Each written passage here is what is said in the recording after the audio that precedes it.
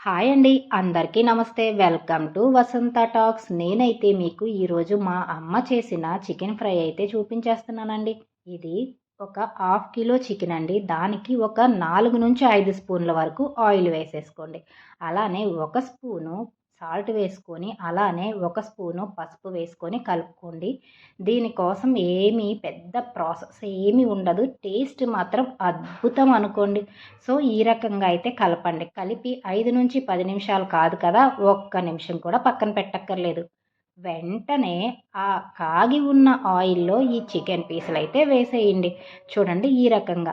పెద్ద టైం తీసుకోదు. ఒక హాఫ్ ఎన్ అవర్‌లో ఈ చికెన్ ఫ్రై అయితే భలే టేస్ట్‌గా రెడీ అయిపోద్దండి. 100% మీరు కూడా ట్రై చేసి చూడండి. చూడండి అలా ఆ ఆయిల్‌లో వేసి ఒక్క నిమిషం వదిలేసిన తర్వాత ఆ చికెన్ పీసులనైతే కలిపారన్నమాట.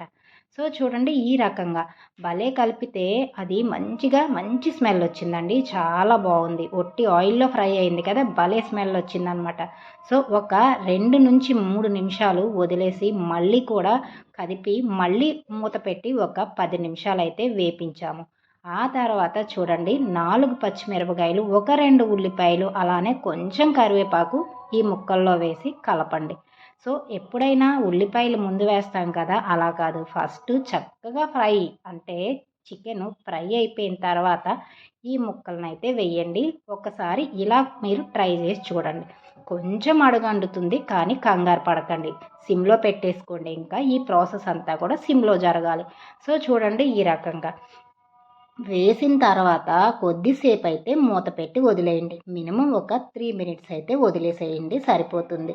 చూడండి 3 మినిట్స్ వదిలేసిన తర్వాత ఉల్లిపాయలు కూడా అన్నీ చక్కగా స్మాష్ అయిపోయాయి. చూసారండి ఆయిల్ బయటకు వస్తుంది కదా. అస్సలు చెప్తున్నానండి, అసలు ఒక ముక్క తీసుకొని తింటే భలే స్మూత్గా ఉంది. అప్పటికే ఎంత టేస్ట్గా ఉందో అన్నమాట. సో ఆ తర్వాత ఒక స్పూను అల్లం పేస్ట్ అయితే వేసేసామండి. అదేనండి అల్లం వెల్లుల్లి పేస్ట్ అన్నమాట. నేను చెప్పినట్టు చేయండి. హోటల్ స్టైల్లో చికెన్ ఫ్రై లాగా అద్భుతం అనుకోండి. చూసారా ఈ రకంగా చక్కగా కలుపుకోండి. కలుపుతూ ఉంటే అల్లం పేస్ట్ కూడా కలిసి ఆ చికెన్ ఫ్రై వస్తున్న స్మెల్ ఉంది చూడండి. చెప్తుంటే ఇప్పుడు కూడా నాకు తినాలనిపిస్తుంది అనమాట. ఇది సండే రోజున చేసిన చికెన్ ఫ్రై అనమాట. సో చూడండి ఈ విధంగా ఇప్పుడు ఒక 2 స్పూన్ల కారం అయితే వేసేసాము. ఇది హాఫ్ కిలో చికెన్ కోసం చెప్తున్నాను.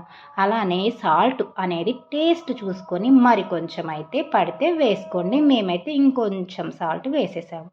సో చూడండి ఈ రకంగా అయితే కలపండి. మీరు కావాలంటే చికెను ఇంకా పెద్ద పెద్ద పీసులు కూడా కట్ చేయించుకోండి. నేను షాప్ అతనికి చెప్పడం మర్చిపోయాను. మరీ చిన్న పీసులు అయితే కట్ చేసేసాడు. సో అయినా ప్రాబ్లం లేదు. టేస్ట్ అయితే ఎక్కడికి పోలేదు. చూడండి అలా వేగిన తర్వాత కాస్తంత కొత్తిమీర, కాస్తంత పుదీనా అందులో అయితే వేసేయండి.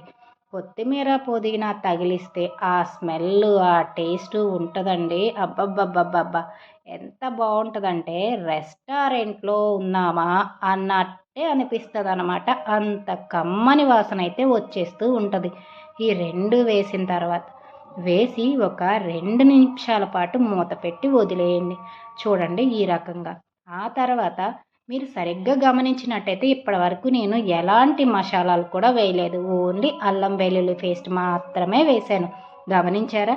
ఇప్పుడైతే మా అమ్మ ఏం చేసిందంటే 2 వెల్లుల్లిపాయలు అలానే చెక్క లవంగాయి చక్కగా పొడించేసింది. ఫ్రెష్గా చేసిందనమాట, నిలవ ఉన్నదైతే కాదు. ఆ తర్వాత ఆ పొడిని కూరలో అయితే వేసేసింది. అబ్బబ్బబ్బా, మంచి స్మెల్ అండి. నిజంగా చెప్తున్నా, ఇలా ట్రై చేయండి మీరు కూడా. ఒక హాఫ్ అన్ అవర్లో అవ్వకపోతే నన్ను అడగండి, ఓకేనా అండి. సో చూడండి ఆ మసాలా వేసి కలిపేసింది. ఇంకా యాజ్ టీజ్ నెక్స్ట్ మా ఇంట్లో రెగ్యులర్గా వాడే కొంచెం మసాలా అయితే వేసామండి. ఎప్పుడు ఇంట్లో ఉంటుంది కదా ఆ మసాలా.